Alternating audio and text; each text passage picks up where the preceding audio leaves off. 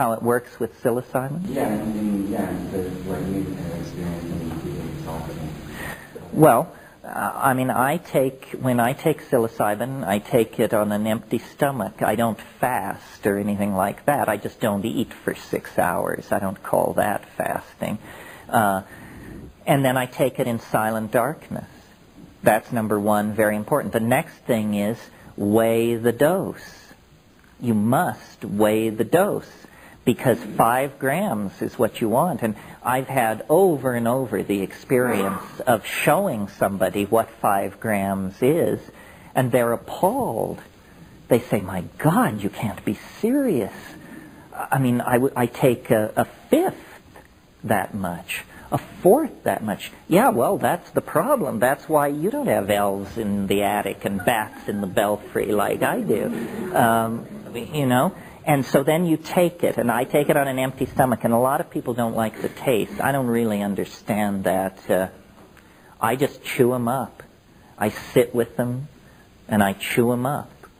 And then, Dried. None of this mixing in applesauce or any of that malarkey. I mean, what's that about? I used to think fresh. Oh, well, fresh, 60 grams. 60 grams.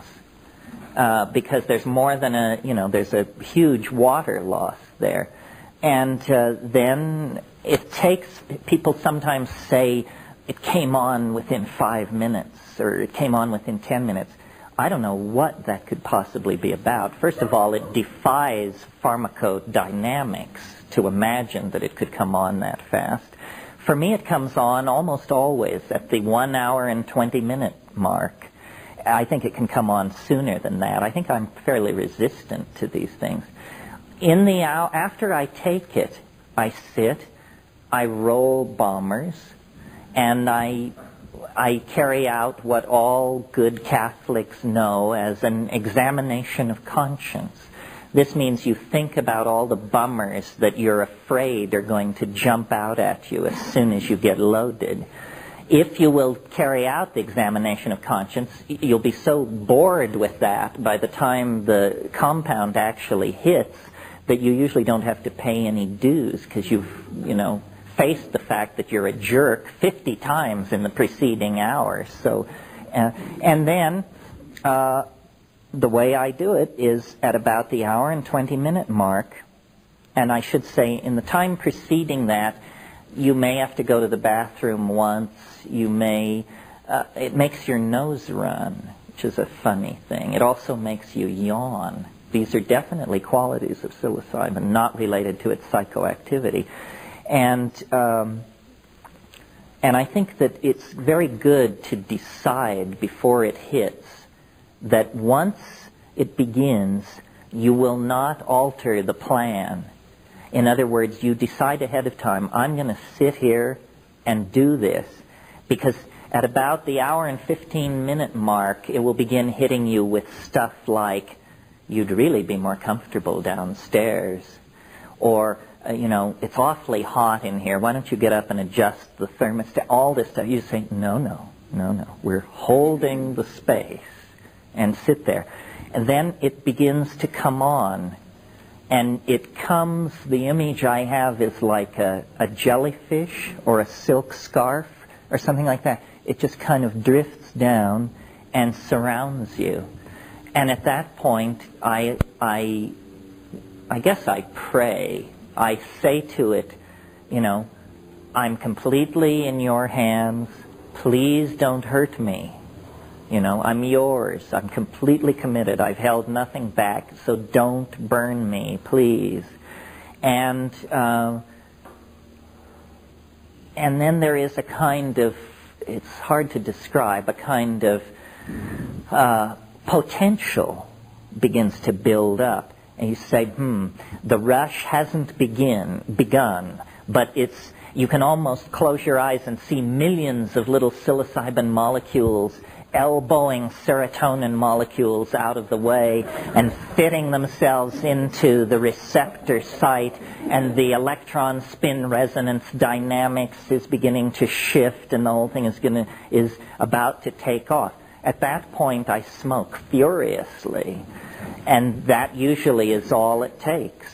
and it comes on, and the first rush is really astonishing. I mean, sometimes it's more mind-boggling than others, but I can remember situations where I would just see it coming and say, oh my God, you know, it's 100 miles wide and 10 miles high. Where are you going to run to? You know, it's just, you say, good grief. You know, I guess I'm not going to meet this one sitting up. I think I better lay down. And in about the time it takes to make and execute that decision, then it just hits. And it's like a tidal wave.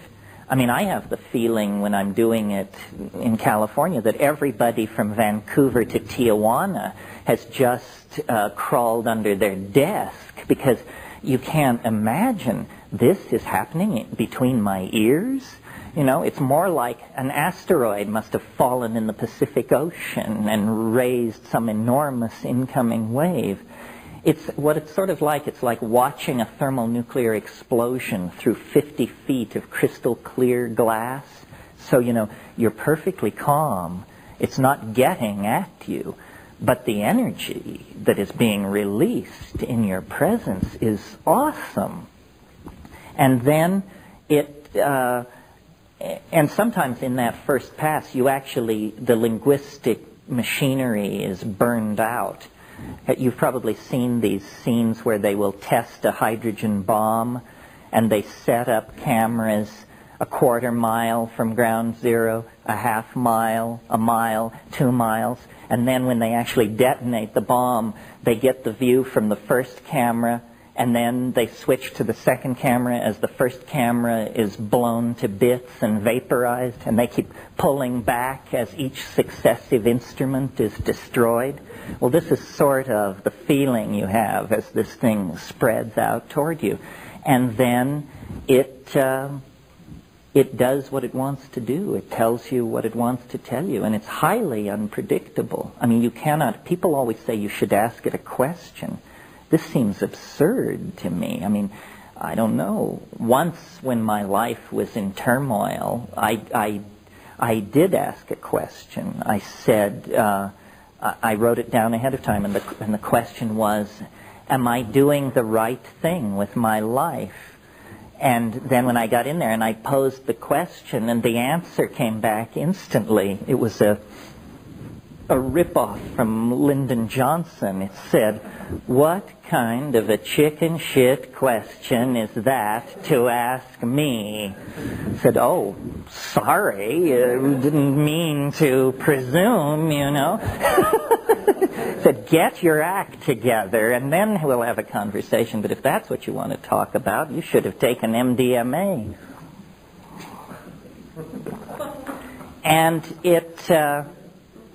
then, you know, paralleling what we talked about this morning, and again, I'm just giving you my subjective take on it, it's like I come into a place. It's hard to describe. It's a feeling.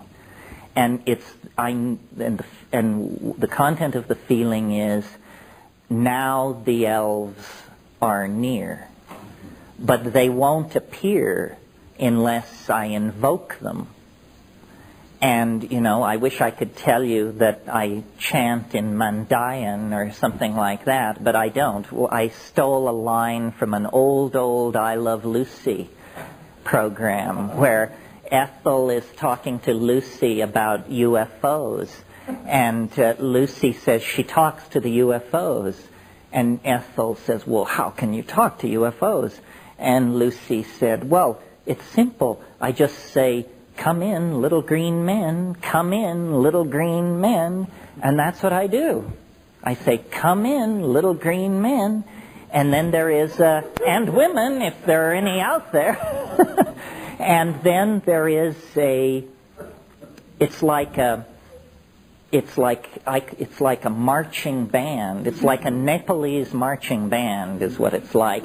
And it comes from a distance. Like there's a place in my vision that's small, a little dancing light and a little faint sound. And the light comes closer and the sound gets louder. until finally, they pick me up on their shoulders and with tubas blaring and sackbut and reedback and all of this stuff, and then they carry me around and talk to me, and the whole thing is shot through with such a weird sense of zaniness, Irishness, Joyce-ishness. I mean, it's almost unbearable. It's so, I don't know, not exactly Disney-esque, because their humor tends to be a little more savage than that. And then that is part of the first wave, and then the rest of the trip unfolds pretty much as there's a kind of a pushing and pulling that goes on. You can direct it. Each one of these plants does have a character of its own. Sure. One of the most puzzling